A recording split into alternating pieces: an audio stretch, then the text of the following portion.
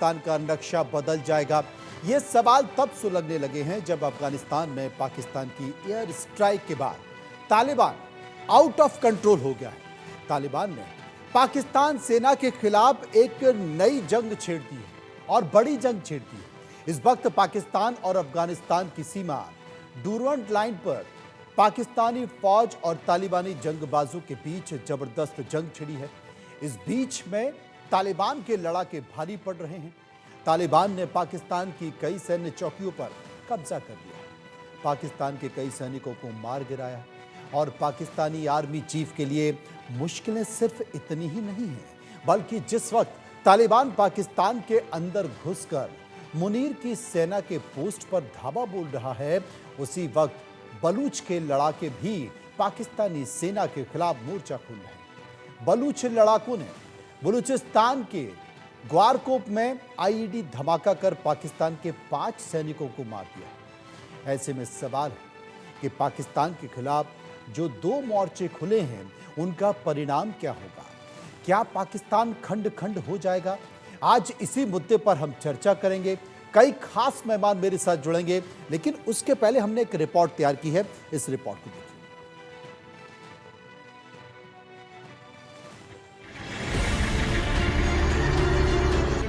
अल्लाहू अकबर,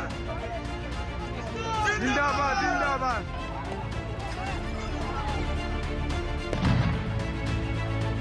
हाथ ऊपर करो, हाथों। अल्लाहू अकबर। अफगानिस्तान पाकिस्तान बॉर्डर पर गदर छिड़ गया।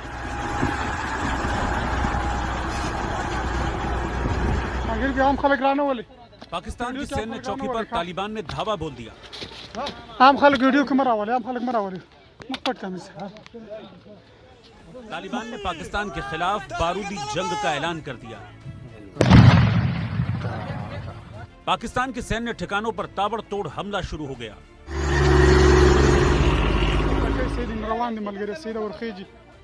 डूरंड लाइन पर पाकिस्तानी फौज और तालिबानी जंगबाजों के बीच जबरदस्त जंग हो रही है।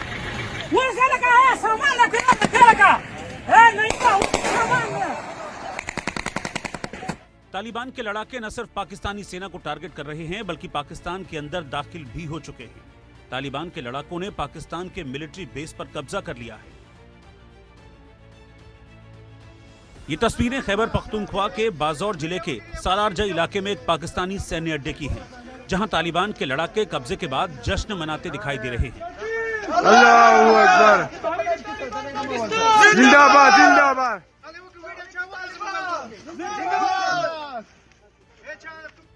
अफगानिस्तान पर पाकिस्तान की एयर स्ट्राइक के बाद तालिबान पाकिस्तान पर कहर बनकर टूट रहा है।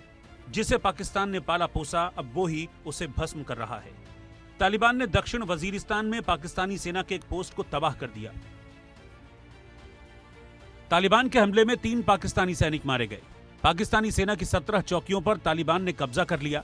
इसके अलावा खैबर पख्तूनवा के तांक में तालिबान ने कार बम से धमाका कर पाकिस्तानी फौज की पोस्ट उड़ा दी।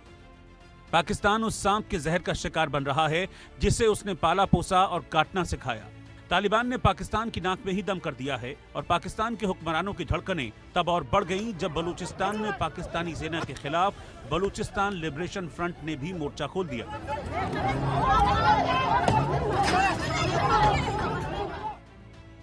बलूचिस्तान के ग्वारकोप में बीएलए ने पाकिस्तानी सेना पर हमला किया।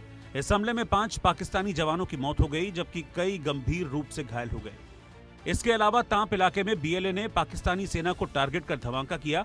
धमाके में कई पाकिस्तानी जवान घायल हो गए। जाहिर है पाकिस्तान 2 फ्रंट पर घिर चुका है। एक ओर तालिबान प्रहार कर रहा है, तो दूसरी ओर बलोच आर्मी ने सीधा मोर्चा खोल दिया है। ऐसे में सवाल है कि क्या पाकिस्तान के टुकड़े टुकड़े हो जाएंगे? क्या पाकिस्तान पर तालिबान का कब्जा हो जाएगा?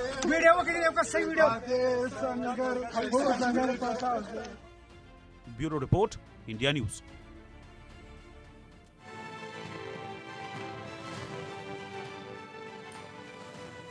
सबसे बड़ी बात है कि पाकिस्तान जो दूसरों के लिए गड्ढे खोद रहा है, क्या उस गड्ढे में वो खुद गिर रहा है? मैं आपको नक्शे के जरिए कुछ तस्वीरें दिखाना चाहता हूं। आप बेहतर तरीके से समझ पाएंगे कि पाकिस्तान आखिर अपने किए पर किस तरीके से घिर रहा है।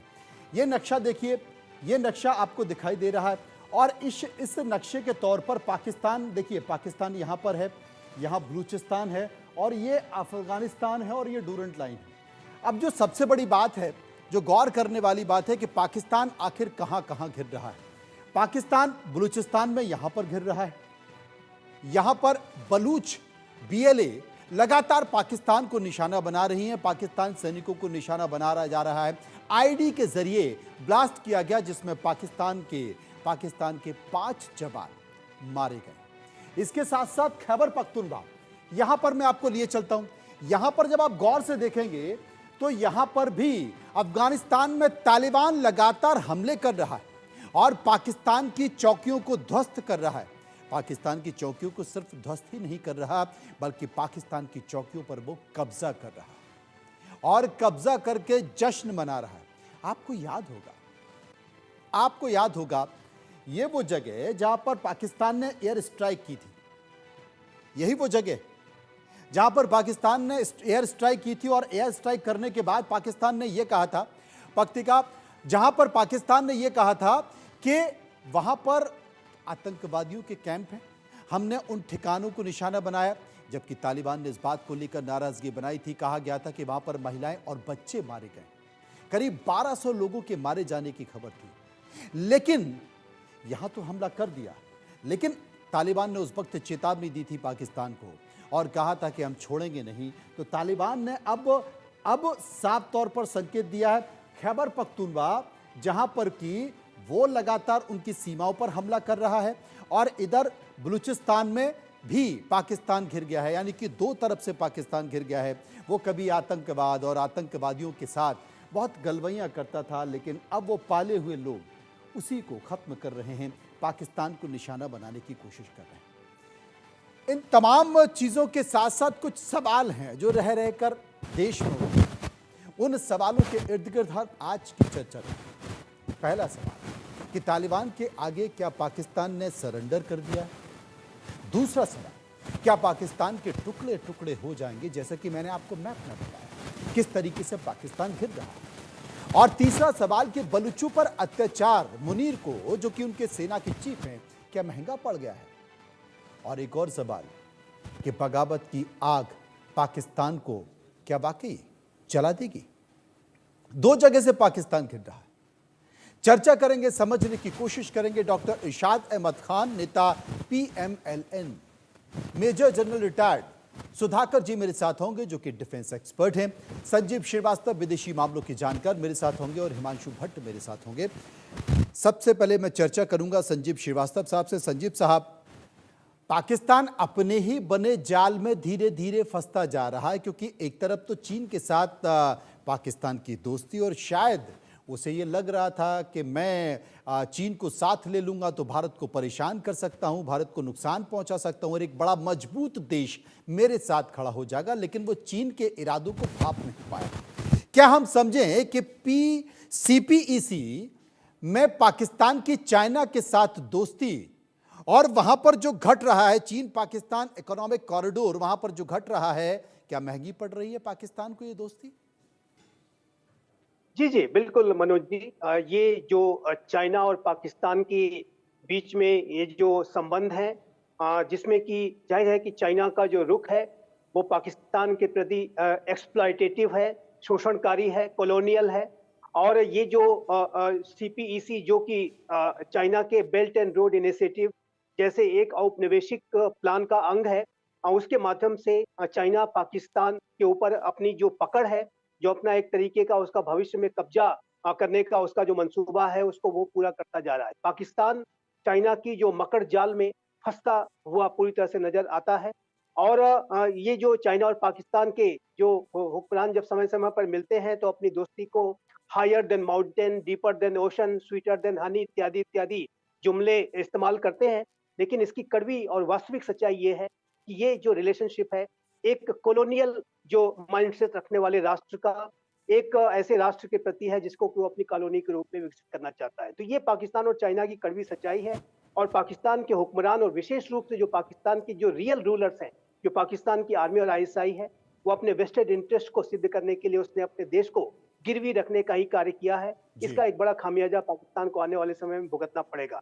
भारत के संदर्भ में भी मैं हमेशा ये कहता रहा हूं कि जिस तरीके से चाइना की जद में पाकिस्तान आता जा रहा है, ऐसे में हमें चाइना को वेस्टर्न फ्रंट पर भी डील करने के लिए अपनी रणनीतियों को बनाना होगा, क्योंकि चाइना न सिर्फ अपने इंजीनियर्स और वर्कर्स भेज रहा है, बल्कि आगे आने वाले समय में अपने वो सैनिकों को भी जब भेजेगा तो ये भारत के लिए भी चुनौती पैदा करेगा। दूसरा, मनोज जी, या जो जिस विषय पर हम चर्चा कर रहे हैं, पाकिस्तान ने जो ये भस्मासुर खड़े किए, तालिबान जैसा भस्मासुर, आज ये जो भस्मासुर आज इतने भयानक हो चुके हैं कि वो पूरे पाकिस्तान के अस्तित्व पर संकट पैदा करते जा रहे हैं। और विशेष रूप से जो पाकिस्तान की आर्मी और आईएसआई है, जिसने कि आतंकवाद को अपने इंस्ट्रूमेंट ऑफ स्टेट पॉलिसी के तौर पर और आतंकियों को स्ट्रेटेजिक असेट के रूप में इस्तेमाल करने का उनका जो रणनीति है, आज उनके लिए अस्तित्व का संकट बन गई है। और तहरीके तालिबान पाकिस्तान तो अब पूरे पाकिस्तान का तालिबानाइजेशन करना चाहता है, और तहरीके तालिबान पाकिस्तान पूरे पाकिस्तान में जो हमले करता है, उसका अगर आप उसका अप्रोच देखें तो वो सीधा सीधा पाकिस्तान की आर्मी को टारगेट करता है, पाकिस्तान की पुलिस फोर्सेस को टारगेट करता है, और उनका जो लक्ष्य है वो पाकिस्तान में जो भी एग्जिस्टिंग जमहूरियत वहाँ की है, भले से कैसी भी हो, उसको वो उखाड़ फेंकना चाहते हैं, और वहाँ पर एक कट्टर इस्लामिक आतंक परस्त शासन, उसी तरीके का शासन बिल्कुल, और कई बार वो इस तरह के संकेत भी दे चुका है।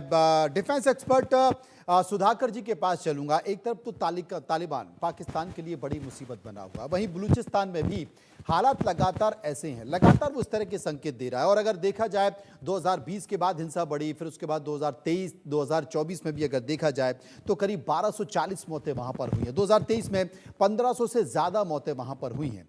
और अगर 5 साल का जिक्र किया जाए तो बलूचिस्तान में करीब 11,370 के 17 के आसपास मौतें हुई हैं। ये आंकड़ा लगातार बढ़ता जा रहा है, और बलूचिस्तान आर्मी जो है, BLA, लगातार वो पाकिस्तान के खिलाफ संकेत दे रही है, और IED ब्लास्ट के जरिए पाकिस्तान के 5 सैनिक भी मारे गए हैं।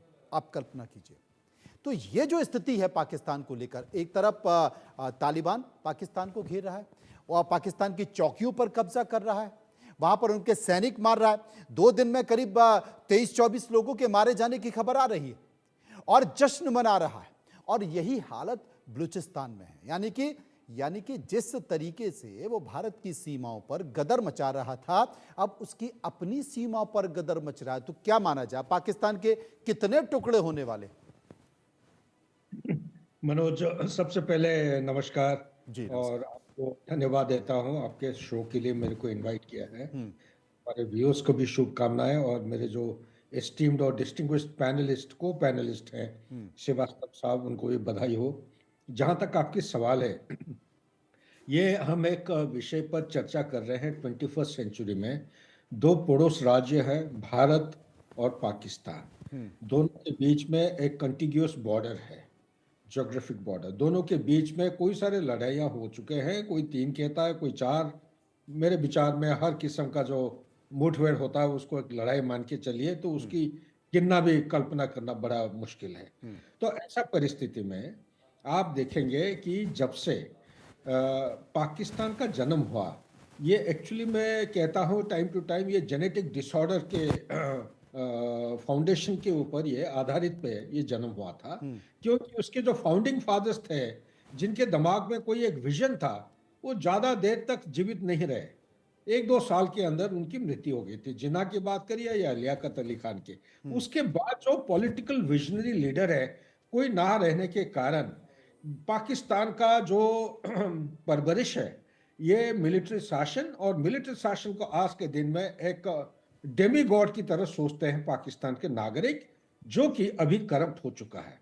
तो ऐसा परिस्थिति में 21st सेंचुरी में आप देखिए, USA हड़बड़ी के साथ 2021 को अफगानिस्तान से निकलना, रूस पैंडेमिक शुरू होना उसी के साथ मिलता जुलता समय, और रूसो यूक्रेन वॉर 2022 फरवरी को स्टार्ट होना, फिर मिडिल ईस्ट की लड़ाई, अभी इंडो पैसिफिक में गर्मा गर्मी शुरू। एक चीज मैं बताना चाहता हूं कि 5 अगस्त 2019 को जब हिंदुस्तान के पार्लियामेंट में आर्टिकल 35 अल्फा को एब्रोगेट किया गया, मतलब जो 370 के नीचे आधारित था, तो उसके बाद तुरंत कोई दिनों के बाद अगस्त 9 2019 को मिस्टर कुरैशी जो फॉरेन मिनिस्टर थे, उन्होंने ए डैश किया था चाइना के जो मुख्य मुख्य लीडर हैं उनके साथ जाके उन्होंने कुछ फॉर्मुलेट किए थे काउंटर स्ट्रेटेजी कि ये जो आर्टिकल 370 को हटाया है, ये एक्चुअली आर्टिकल 35 अल्फा है जिसको हटाया गया है। तो इसको जो हटाया है, ये तो बड़ा एक ही स्ट्रोक में हिंदुस्तान ने सबको एकदम घुटने पे लिया है।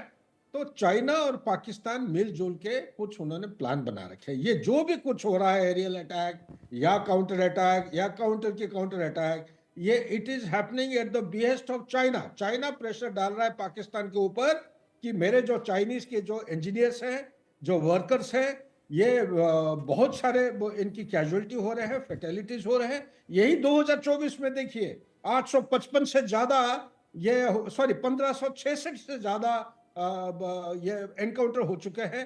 899 900 के आसपास करीब करीब फेटेलिटी हो चुके हैं। इससे ज्यादा होंगे, कम नहीं, एक साल के अंदर। और उसमें से खूब मात्रा में चाइनीज है। तो इसलिए चाइना प्रेशर डाल रहा है कि आप कुछ करके देखिए। बीच बीच में खबर आते रहता है ग्वादर का कि वो ब्लैकमेल करने की कोशिश कर रहे हैं, डबल स्टैंडर्ड दिखा रहे हैं। असलियत में ये चाइना के बीएस में एरियल अटैक किए हैं। लेकिन हैरान ये होने की बात है जी, एरियल अटैक करने से पहले क्या पाकिस्तान आर्म फोर्सेस ने, चाहे मुनीर साहब हो, उनके एयरफोर्स या डिफेंस मिनिस्टर जो भी है, क्या ये सोचे नहीं थे कि तालिबान जिसको उन्होंने परवरिश किया था, जिसको पाला पोषा खिलाया, ट्रेनिंग दिया, सब कुछ, तो हमला काउंटर अटैक करेंगे? ये बहुत सवाल आता है दिमाग के अंदर जिसका उत्तर कोई नहीं है। आज के दिन में मेरे विचार के मुताबिक सिर्फ बलूचिस्तान और तालिबान, अफगानिस्तान के तालिबान नहीं, पाकिस्तान के अंदर जो तहरीक तालिबान पाकिस्तान है, जिसका दूसरा नाम है ई जिहाद, प्लस हिंदुस्तान के जो विद्रोही है, प्लस जम्मू एंड कश्मीर, जो पाक ऑक्यूपाइड जम्मू एंड कश्मीर है, ये सारे चीजों को अगर मिलाते हैं, पंजाब के अंदर भी काफी सारे रेवोल्यूशन स्टार्ट होने लगे हैं। तो ये सारे मिला जुला के अगर कहेंगे कि पाकिस्तान का परिस्थिति ना कॉन्स्टिट्यूशनल क्राइसिस केवल है, ना इकोनॉमिक क्राइसिस, बल्कि इनका जो स्टेट लॉ एंड ऑर्डर है, ये बिल्कुल हाथ के बाहर चला गया है। लेकिन ये व्याख्या करने के बाद मैं ये कहूंगा, ये पाकिस्तान को गड़बड़ या टूटने में टाइम ज्यादा नहीं लगेगा, लेकिन ये होने नहीं देंगे। कौन है इसके पीछे जो नहीं होने देंगे? वो है अमेरिका, वो है चाइना। यही चाइना थोड़े दिन पहले एक इसी तरह अटैक और काउंटर अटैक हुआ था तालिबान के खिलाफ। चाइना ने दोनों ग्रुप को बुला के पीस टॉक किए करके फिर जाके आपस में उन्होंने सीज फायर किया था। यही चाइना मेरे खबर के मुताबिक अभी भी बातचीत चल रही है तालिबान अफगानिस्तान और पाकिस्तान आर्मी के बीच में। कहां और किस दिशा में जाएगा मैं कह नहीं सकता हूं। ये सवाल आपने जो बात कही है वो बहुत बड़ी बात है। मैं संजीव जी के पास जाऊंगा, लेकिन उसके पहले मैं हिमांशु जी के पास जाता हूं। हिमांशु जी, पाकिस्तान में कुछ भी हो रहा है, पाकिस्तान के चाहे वो बलूचिस्तान का इलाका हो या फिर खैबर पख्तूनख्वा का इलाका हो, पाकिस्तान ये कहता है कि वहाँ साहब जो भी कुछ हो रहा है वो भारत के कारण हो रहा है। भारत कहीं ना कहीं इन तमाम लोगों को मदद कर रहा है और वहाँ पर हमारी स्थिति को अशांत किया जा रहा है, जबकि भारत कह रहा है हम तो ऐसा कुछ नहीं कर रहे। हालांकि हर देश की अपनी अपनी कूटनीतिक होती है और पाकिस्तान भी बहुत कुछ करता है। वो कहता है कि हम तो कुछ करते नहीं, सीमा पे कुछ नहीं करते, देश के अंदर जो भी होता है वो हम कुछ करते नहीं है। अपने अपने देशों की कूटनीति होती है। लेकिन भारत को आंख दिखाने वाला पाकिस्तान अपने घर में जिस तरीके से घिर गया है, और सुधाकर जी जिस बात का जिक्र कर रहे हैं, वहां सिर्फ लोकतंत्र का खतरा नहीं है, वहां हर चीज का खतरा है। और धीरे धीरे पाकिस्तान एक बड़ा गड्ढा बनता जा रहा है पूरे विश्व के लिए। पूरे विश्व के लिए नहीं, पाकिस्तान बैटल ग्राउंड बन चुका है दो महाशक्तियों के लड़ने का। जी, जनरल सुधाकर जी जो कह रहे थे उसको मैं थोड़ा आगे ले जाऊंगा। देखिए, घटनाक्रम अभी का रिसेंटली जो हुआ वो घटनाक्रम आप देखें तो पाकिस्तान ने एयर स्ट्राइक किया। कहां? अफगानिस्तान के इलाकों के अंदर लगभग 40 किलोमीटर अंदर तक वो लोग गए थे और कहते थे हमने ड्यूरेंट लाइन के वो बाजू किया। वो पाकिस्तान एक्सेप्ट नहीं कर रहा था। मगर दूसरे ही दिन सुबह में अफगान गवर्नमेंट का सीधा सीधा प्रेस रिलीज आ गया और अफगान गवर्नमेंट ने बोला कि पाकिस्तान ने हमारे इलाकों पर हमला किया है और ये हाइपोथेटिकल लाइन के दोनों तरफ। देखिए, एक बात समझ लीजिए, Afghanistan does not recognise Durand line. Afghanistan तो ड्यूरेंट लाइन को मानता ही नहीं है। वो कहता है कि ड्यूरेंट लाइन के दोनों तरफ के जो पश्तून स्पीकिंग इलाके हैं, वो उनके पश्तून बोली बोलने वाले लोग हैं, वो अफगानिस्तान का एक हिस्सा है। और उन्होंने रिवेंज लेने का उसी दिन बोल दिया। आप देखेंगे थोड़े वक्त पहले 10-12 महीने पहले चित्राल के ऊपर भी जाके ऐसे ही अफगान टीटीपी बैठ गया था, तहरीके तालिबान पाकिस्तान। 2-3 दिन वहां रहे और फिर अपने आप निकल गए। अभी भी देखेंगे आप कि वजीरिस्तान और नॉर्थ वजीरिस्तान के काफी जगह पर इन्होंने चौकियां कब्जे कर ली है। अधिकृत फिगर पाकिस्तानी आर्मी और पाकिस्तानी प्रेस जो बता रही है 3 बता रही है, 5 बता रही है, मगर जहां तक मुझे पता है, मुझे अंदर से पता चलता है जो वो बता रहा है कि पहले हमले में 16 और दूसरे में 19 पाकिस्तानी सैनिक मारे थे। तो पाकिस्तान एक किस्म से, और ये कैसे हो रहा है, जैसे जनरल सुधाकर जी ने कहा कि हमारे लोगों को बचाने के लिए पाकिस्तानी सेना कार्रवाई करे, ये चाइना बहुत स्पष्ट रूप से कह चुका है। जब जाके पाकिस्तानी आर्मी प्रशासन ने उनसे भारत के सामने सेकंड स्ट्राइक कैपेबिलिटी की मांग की चाइना से, और वो देने से इनकार करते हुए चाइना ने जब उनको कहा कि आप हमारे लोगों की सुरक्षा का प्रबंध करें, तब ये एयर स्ट्राइक किए गए। अभी ये पाकिस्तान के लिए तो 2 अब्बू है अभी, एक तो चाइना है, दूसरा यूएसए है। एक अब्बू ने कहा इन्होंने एयर स्ट्राइक कर दी, तो अभी ये खामियाजा भुगत रहे। तहरीक तालिबान पाकिस्तान वाले जो है वो जाके मार रहे हैं इनको। अभी दूसरी तरफ बलोचिस्तान के अंदर ग्वादर का जो सी पोर्ट है, ग्वादर का जो एयरबेस है, वो एयरबेस के लिए बड़ी लड़ाई है।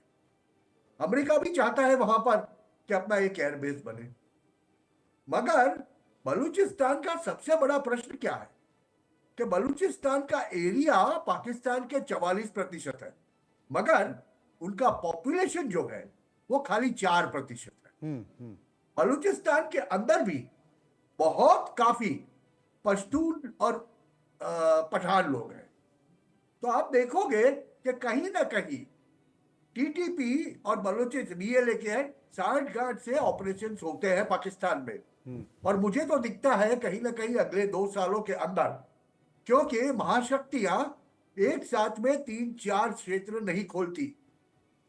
2025 के अंदर ईरान की बारी होगी और 2026 के अंदर हम देखेंगे 2 साल के अंदर पाकिस्तान के 3 से 4 टुकड़े आज की जियोपॉलिटिकल सिचुएशन में मुमकिन लगते हैं।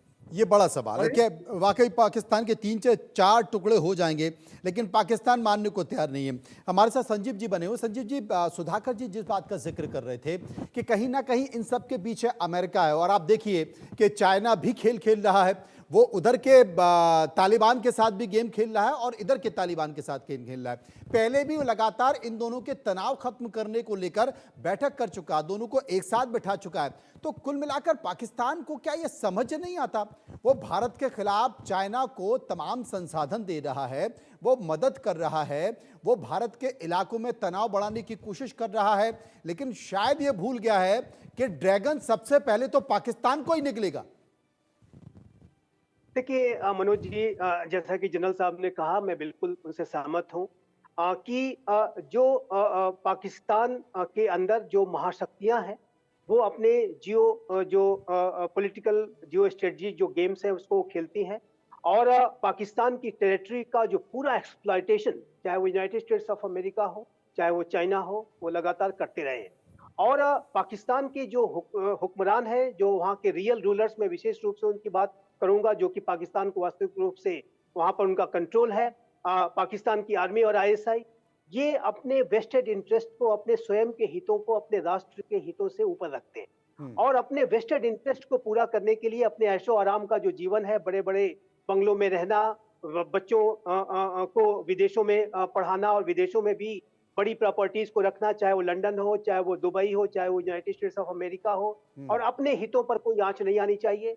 यहाँ तक कि जो पाकिस्तान की आर्मी और ISI है वो अनेक फाउंडेशंस के माध्यम से पाकिस्तान के इकोनॉमिक सिस्टम को भी पर्दे के पीछे से कंट्रोल करते हैं। मिलिट्री का तो उनका डोमेन है ही, जो लॉ एंड ऑर्डर का उनका तो उसका कंट्रोल है ही, राजनीतिक जो तंत्र पे उनका जो पूरा एक परोक्ष रूप से जो एक मैनेज और कंट्रोल करने का उनकी जो कवायद होती है वो तो होती है मनोज जी, लेकिन पूरे इकोनॉमिक सिस्टम पर भी ये पाकिस्तान की आर्मी और ISI अपना कंट्रोल करके रखती है, और वो अपने हितों को सर्वोपरि रखते हैं, राष्ट्र के हितों को सेकेंडरी रखते हैं। आवाम कैसी है, क्या स्थिति में है, वो उनका सेकेंडरी ट्रीटमेंट होता है। और उसके अंदर भी अगर मैं बात करूं, आवाम के संदर्भ में भी बात करूं, तो आवाम के संदर्भ में पाकिस्तान की आर्मी और आईएसआई के लिए एकमात्र जो उनका प्यारा प्रोविंस है वो है पंजाब। पंजाब के अलावा जो शेष अन्य जो प्रोविंस है, बलूचिस्तान जो सबसे बड़ा उनका क्षेत्रफल के लिहाज से प्रोविंस है, उसी के साथ साथ जो सिंध के जो लोग हैं, पश्तून है, हजारा है, कश्मीरी है, जिनके ऊपर इलीगल ऑक्यूपेशन है, जो हमारी टेरिटरी है, सभी के साथ वो सेकेंडरी ट्रीटमेंट करते हैं। और उनको सिर्फ एक पंजाबी जो सुन्नी पंजाबी डोमिनेशन जो पाकिस्तान के हुक्मरानों का है, उसकी वजह से आज पाकिस्तान मेरे असेसमेंट के मुताबिक कम से कम उसके 4 टुकड़े हो सकते हैं। और इसके पीछे पाकिस्तान के हुक्मरानों की जो स्वार्थपरकता, उनकी अंतर्दृष्टि, अपने राष्ट्र के हितों को सेकेंडरी रखना और अपने हितों को, व्यक्तिगत हितों को और अपने वेस्टेड इंटरेस्ट को सबसे ऊपर रखना, इसी की वजह से आज पाकिस्तान बिल्कुल रसातल में पहुंच गया है। साथ ही साथ पाकिस्तान के हुक्मरानों ने जो आतंकवाद को अपने इंस्ट्रूमेंट ऑफ स्टेट पॉलिसी के तौर पर और आतंकियों को स्ट्रेटेजिक असेट के रूप में इस्तेमाल करने की जो रणनीति बना रखी है, उसकी वजह से पाकिस्तान का जो ये विखंडन है आने वाले समय में सुनिश्चित हो जाएगा। तहरीके तालिबान पाकिस्तान ही, जो कि पाकिस्तान का स्वयं का जो क्रिएट किया गया भस्मासुर है, जो तालिबान जो पाकिस्तान का एक क्रिएशन है, वो पाकिस्तान का पूरा तालिबानाइजेशन करना चाहता है। महेश जी मेरे साथ मौजूद हैं। महेश सचदेव हैं जो कि पूर्व राजनयिक हैं, वो भी इस वक्त मेरे साथ जुड़ गए। महेश जी आपका स्वागत है इस चर्चा में। महेश जी, आप तमाम सारी स्थिति परिस्थितियों को हम देख रहे हैं, जिस तरीके से पाकिस्तान दूसरे तमाम देशों में आतंकवाद के बीच बोता है, आज वो खुद परेशान है। आज वो खुद उन आतंकवादी संगठनों से परेशान है। उसकी सीमाओं पर जिस तरीके से हमले हो रहे हैं, उनकी चौकियों पर कब्जा किया जा रहा है, तालिबान उस तरह के संकेत दे रहा है। लेकिन जितने भी मुस्लिम देश हैं, चाहे वो पाकिस्तान हो या फिर तालिबान का इलाका हो, अफगानिस्तान हो, बलूचिस्तान हो या फिर बांग्लादेश हम चले जाएं, ईरान इराक चले जाएं, यहाँ एक अजीब सी स्थिति बन गई है। शांत इलाका नहीं है। इन सब के बीच डिप्लोमेसी क्या कहती है? ठीक है, ये देश परेशान हो रहे हैं, यहाँ पर आतंकवादी घटनाएं हो रही हैं, इनकी सीमाएं सुरक्षित नहीं हैं, लेकिन भारत के लिए भी चिंता का विषय, और वो चिंताएं क्या है? धन्यवाद। मैं क्षमा चाहूंगा कि कुछ ट्रैफिक जाम की वजह से मैं पहले शामिल नहीं हो पाया जी। और हो सकता है कि मेरा जो कथन हो वो विरोधाभास हो उसमें, जो बाकी लोगों ने कहा है। पर मुझे इजाजत दें तो मैं कहूँ कि ये फिक्स्ड मैच है और आईएसआई और पाकिस्तान सेना एक तरफ और तालिबान दूसरी तरफ, ये दोनों ही इससे लाभान्वित हैं। पहले मैं अफगानिस्तान की बात करूंगा। अगर अफगानिस्तान के हालात देखें तो एक 4 साल पहले एक मिलिशिया, जो तालिबान मिलिशिया हुआ करती थी, जिनको कि जन आधार प्राप्त नहीं था, वो आज सरकार में है। और 4 साल में कोई ऐसी खास प्रगति जनता के हालातों में नहीं हुई है। और ये जो कार्रवाई हुई है पाकिस्तान के साथ, उससे तालिबान को ये मौका मिलता है कि वो एक मिलिशिया से अपने आप को सरकार और जनहित में काम करने वाली सरकार के रूप में प्रस्तुत कर। जी, आप जानेंगे कि अफगानिस्तान में हजारा शिया भी हैं, उज़्बेक भी हैं, और भी लोग हैं, और पिछली सरकार के समर्थक भी हैं। महिलाएं हैं जिनको कि दबाया जा रहा है, जिनके की हक मांग उनसे विदा हो चुके हैं, पढ़ाई नहीं कर सकती हैं, प्रोफेशनल कोर्सेज में नहीं जा सकती हैं, वगैरह वगैरह। तो तालिबान 01 जो था वो फिर से तालिबान 02 में आ गया। तो इसको अगर उनको उसको लागू करना है सख्ती से, उसी तरह से, तो ये एक अच्छा मौका उनको मिलता है कि एक्सटर्नलाइज करें अपनी समस्याओं को। हमारी समस्याएं पाकिस्तान की वजह से हैं, हमें एकजुट होना है और हमें अपनी सरकार को दृढ़ करना है और कुछ कठोर कदम उठाने। दूसरी तरफ अगर देखें पाकिस्तान को, तो पाकिस्तान आपके जो और परामर्श करता है यहाँ पर, उन्होंने साफ साफ कहा है कि पाकिस्तान की हालत खराब है। आर्थिक दशा हो या सामाजिक दशा हो या राजनीतिक दशा हो, जहाँ इमरान खान के जेल में जाने के विरुद्ध कार्रवाई हो रही है, लोग बाग सड़कों पर हैं वगैरह। तो ऐसे में अगर सेना को एक मौका मिलता है ये दिखाने का कि वही पाकिस्तान की हिमायत कर सकती है और एक एक बड़े ही परेशान करने वाला, बड़ा ही आतंकी संगठन टीटीपी, जिसके साथ पाकिस्तान के, अफगानिस्तान के तालिबान भी हैं, उनके सामने सिर्फ पाकिस्तान की सेना वो आवाम को बचा सकती है। तो इनको अपनी जो इमेज है जी उसका शोधन करने का मौका मिल रहा है। हाँ, ये है कि मैं मानूंगा कि वहाँ पर ये जो सोचा गया था कि एक एयर रेड करेंगे और उसके बाद सब शांत हो जाएगा और हम लोग वाहवाही लूटेंगे कि कैसे टीटीपी को खत्म कर दिया, वो नहीं हुआ है। और जो उसके एवज में उनको जो खामियाजा भुगतना पड़ रहा है बॉर्डर पर, वो उन्होंने कोरियोग्राफ नहीं किया था। सुधाकर जी मेरे साथ मौजूद है। सुधाकर जी, कितना इत्तेफाक रखते हैं आप महेश जी की बातों से? बिल्कुल, एम्बेसडर साहब ने जो कुछ बयान दिया है मैं बिल्कुल सहमत हूँ। ये इसमें कोई शक नहीं है। सोहेल श्रीवास्तव साहब ने जो कहा है, बात ऐसा है आज के दिन में अफगानिस्तान क्रेडिबिलिटी, जो तालिबान अफगानिस्तान है, ये अपना क्रेडिबिलिटी, अपना खुद की जो पहचान है, इसको एक रिस्पॉन्सिबल मेच्योर एक संस्था की तरह विश्व के सामने पेश करना चाह रहा है। और अपना पब्लिक के सामने इमेज बिल्डिंग में ये जो प्रयास कर रहे हैं कि उनके हित के लिए वो एक्शन लेना चाह रहा है। लेकिन इसके पीछे ये काफी पहलू हैं एक्चुअली देखा जाए मनोज। इसी एक ये जो आप बात कर रहे हैं पश्तून वाला इलाका, दुरान लाइन की बात करते हैं, ये सारे कहानी के बीच में एक केंद्र बिंदु है जिसका कोई क्विक सोल्यूशन नहीं है। ये घूम फिर के वहीं पे वापस आते हैं। उनका मेन विवाद क्या है? तालिबान ऑफ अफगानिस्तान और पाकिस्तान के बीच में ये दुरान लाइन का जो फेंसिंग है, ये फेंसिंग के साथ सहमत नहीं थे। वो कहता है कि 100%, मेरे खबर के मुताबिक 86% फेंसिंग हो रखा है, कोई करीब 14% बाकी है, कोई जगह 96% कह रहा है। ये फेंसिंग के बरखिलाफ है, नंबर 1। नंबर 2, ये इसलिए बरखिलाफ है, दुरान लाइन जब शुरू हुआ 1893 या जब भी है, उसका कहीं मैं एक डॉक्यूमेंट पढ़ रहा था, ये 100 साल के लिए लागू है लेजिटिमेसी। उसका 100 साल पूरा हो गया 1993-97 के आसपास। जब ये पूरा हो जाता है तो किसी भी हालत में कोई डिवीजन नहीं होना चाहिए। वो कह रहे हैं कि उनका जो पश्तून इलाका है, ये अफगानिस्तान और से लेके पाकिस्तान की तरफ पेशावर, ये जो कॉरिडोर है पेशावर की तरफ ये फैलाव है। एक उन्होंने मैप भी करीब 8-9 पहले सोशल मीडिया में ये सर्कुलेट हुआ था। ये इनकी जो स्फीयर ऑफ इन्फ्लुएंस है, ये इंडस नदी को पार करके पाकिस्तान का line of control with Hindustan तक टच कर रहा था ये। तो बेसिकली उसका जो सेंटर ऑफ ग्रेविटी है वो पेशावर तक कब्जा करना चाह रहे हैं। तीसरा पॉइंट, तहरीक तालिबान पाकिस्तान को आप अलग मत समझिए। तालिबान का एज ए कॉन्सेप्ट ये इन्होंने ही पाकिस्तान ने शुरू किया था। ऑफशूट अलग अलग टाइम, अलग अलग ग्रुप और रंग के साथ हो सकते हैं। तहरीक तालिबान पाकिस्तान का मांग क्या है? मांग ये है शरिया लॉ एप्लीकेबल होना चाहिए।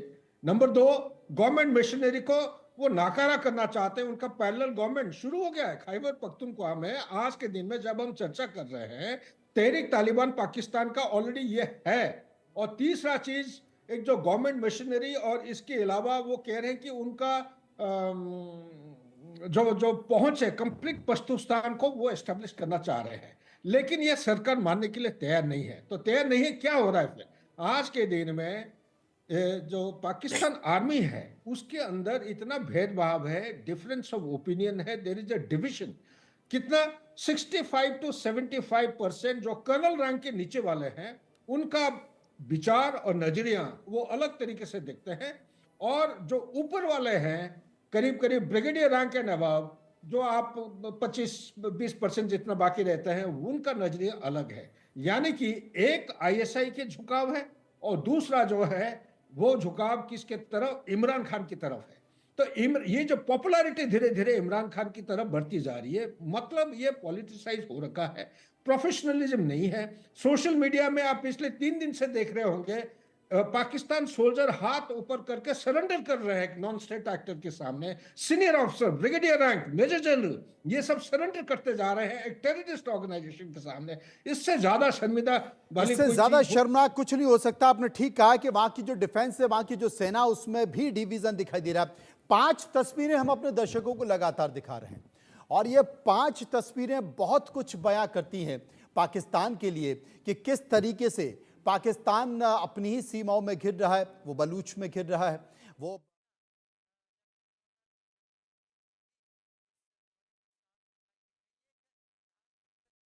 यात्रा है जहां पर राज्यसभा सांसद कार्तिक शर्मा भी वहां पर पहुंचे हुए थे और वो कह रहे थे कि इस साल के पहले दिन वो यहां पर बालाजी से ये आशीर्वाद मांग रहे थे कि पूरे देश में खुशहाली हो, समृद्धि हो।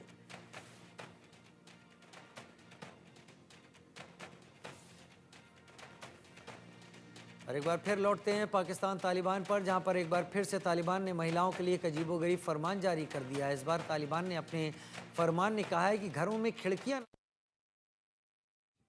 जिस तरीके से कश्मीर को लेकर पाकिस्तान लगातार आवाज उठाता रहता है, बलूच में भी तो वही बात होती है।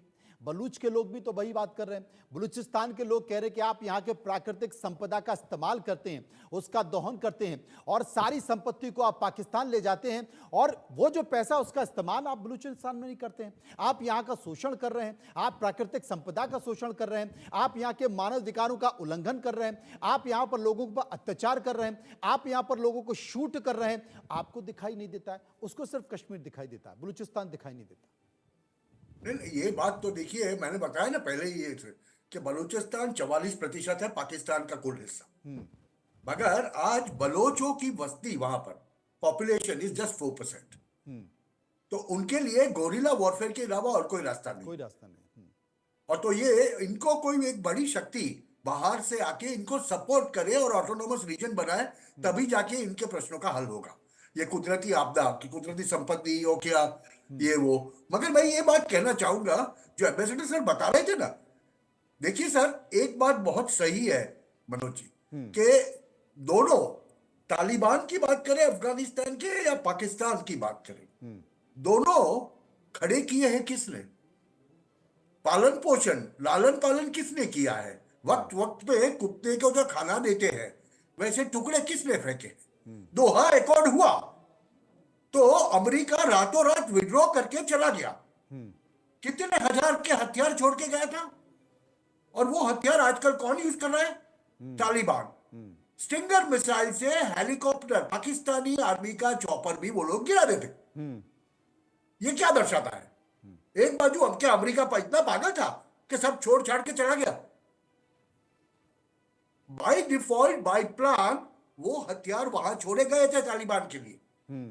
और दूसरी तरफ जब अफगानिस्तान के अंदर रूसी इन्फ्लुएंस को खत्म करने के लिए अमेरिका आया था, उस वक्त पाकिस्तान को भर भर के डॉलर दिए थे उन्होंने।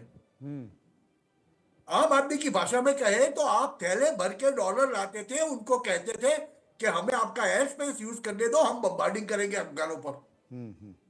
आपने अफगानों को इतना मारा 10-20 साल तक कि वो सामने खड़े हो गए।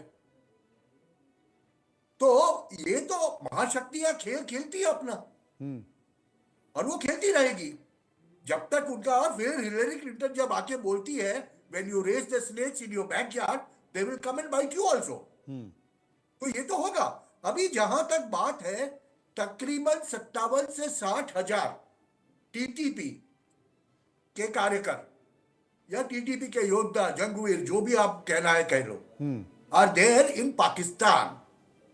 अगर वो फटना चालू हो गए, क्योंकि देखिए एक तरफ सेना है पाकिस्तान की और दूसरी तरफ तालिबान जो लड़ता है वो गोरिल्ला युद्ध करता है, तो कन्वेंशनल लड़ाई तो होगी नहीं। अभी पाकिस्तान की हालत इतनी खस्ता है कि अगर पाकिस्तान 3 दिन कंटिन्यूअसली अपने एयरफोर्स को यूज करे तो उसके पास अपने फ्लाइट्स, फिर वो चाइनीज मेड उड़ाए या अमेरिकन मेड उड़ाए, जो भी उड़ाए उसको उड़ाने के लिए फ्यूल नहीं बचेगा।